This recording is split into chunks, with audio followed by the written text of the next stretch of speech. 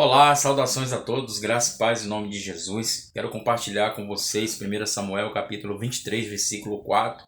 E inicio fazendo uma pergunta a vocês: quem são os seus filisteus? A palavra do Senhor diz que então Davi tornou a consultar o Senhor, e o Senhor lhe respondeu e disse: levanta-te, desce a Keila, porque te dou os filisteus na tua mão. Percebemos aqui, meus amados, nesse versículo, que Davi consulta a Deus e o Senhor responde. Ou seja, o motivo da consulta. A Bíblia diz que os filisteus saquearam a cidade de Keila, ou seja, levando todos os seus cereais estocados. Davi ele não agiu por si só, a Bíblia diz isso, quando soube do fato. Ou seja, vamos parar por aqui para que vocês possam entender e te faço uma pergunta: quem são os seus filisteus?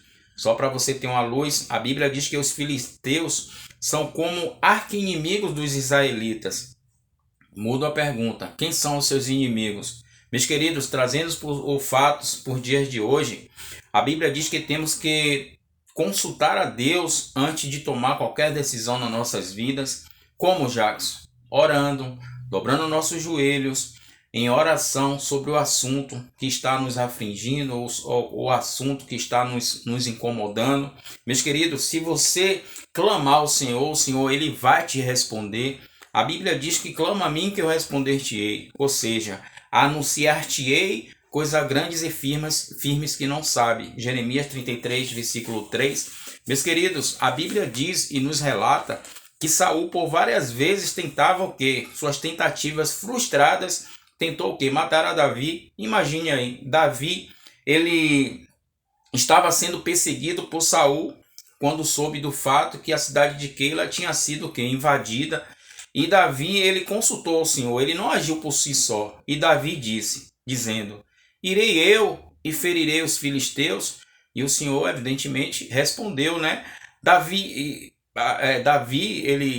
O Senhor, ele responde a Davi: vai, ferirás e livrará a Keila. Ou seja, Deus, meus queridos, coloque isso no seu coração.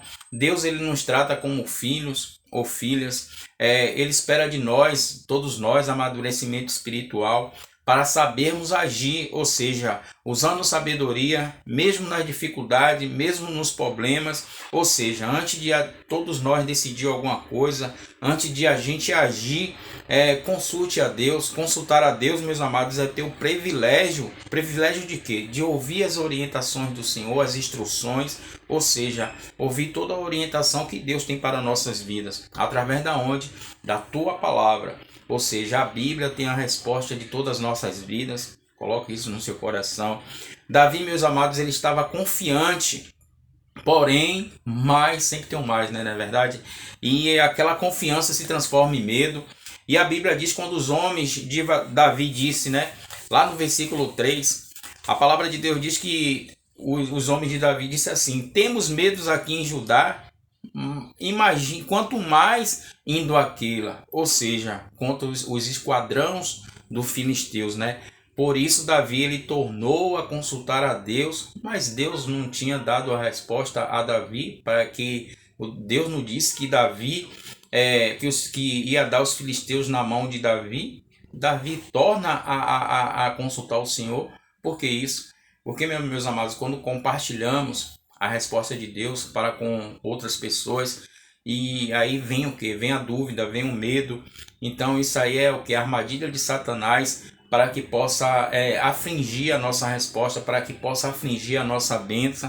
Por isso Davi ele tornou o que? A consultar o Senhor pela segunda vez. Meus irmãos, quando Deus te der a resposta de suas orações, em nome de Jesus, não tenha medo, não duvide de jeito maneira alguma. Ou seja, por isso que Davi ele consulta outra vez o Senhor, e o Senhor respondeu, né? O Senhor respondeu: levanta-te, ou seja, levanta-te, desce a Keila, que te dou os filisteus nas tuas mãos. Ou seja, o Senhor confirma a bênção a Davi, e a Bíblia diz que Davi ele desce. Ele partiu mais os homens, e assim o que? Assim salvou a cidade de Keila, pelejou contra os filisteus, e assim Davi disse que Davi, os homens de Davi, livrou os moradores de Keila. Meus queridos, o que aprendemos aqui, até esse momento?